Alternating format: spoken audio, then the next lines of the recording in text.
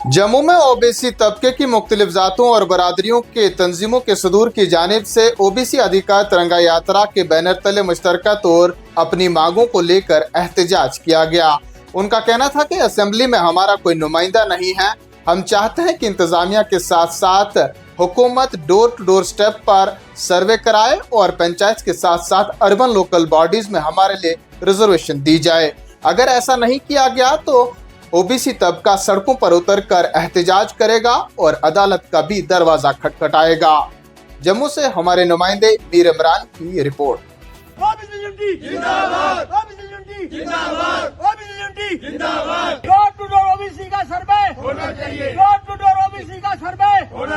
OBC अधिकार तिरंगा यात्रा ये आपके मतलब कहने का कि हमारी मैं बहुत आभारी हूँ आप लोगों का, मीडिया का खासकर, क्योंकि हमारा कोई नुमाइंदा नहीं है असेंबली के अंदर जो हमारी आवाज उठाए।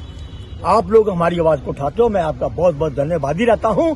इसलिए क्योंकि वो मांग सरकार के आगे रखी हमने कि ओबीसी को पंचायतों में और अर्बन लोकल बॉडी में रिजर्वेशन होनी चाहिए आर्टिकल 243 डी 136 के तहत। लेकिन वो सर्वे के ऊपर डिपेंड करती है कितनी पॉपुलेशन है ओबीसी की। फ्रेश सर्वे हुआ जम्मू शुरू किया इन्होंने, लेकिन सरकार की इंस्ट्रक्शन आ गई पहले इनको कि ये बंद कमरे में बैठ के तैयार करो और फैक्टिशियस रिपोर्टें सौंप दो इनको सबको बिल्कुल। लेकिन आप भी शहर में रहते हैं, आप भी शहर में रहते हैं जम्मू शहर में, ये भी साथी जम्मू शहर में रहते हैं, लेकिन सबको पता है डोर टू डोर कोई नहीं किया ओबीसी की पॉपुलेशन काउंटिंग करने के लिए, कोई नहीं किया। हमारी मुख्य मांग यही है कि डोर टू डोर सर्वे होना चाहिए ओबीसी का बिल्कुल। अगर फैक्टिशियस रिपोर्ट सौंपेंगे we have to again move in the high court.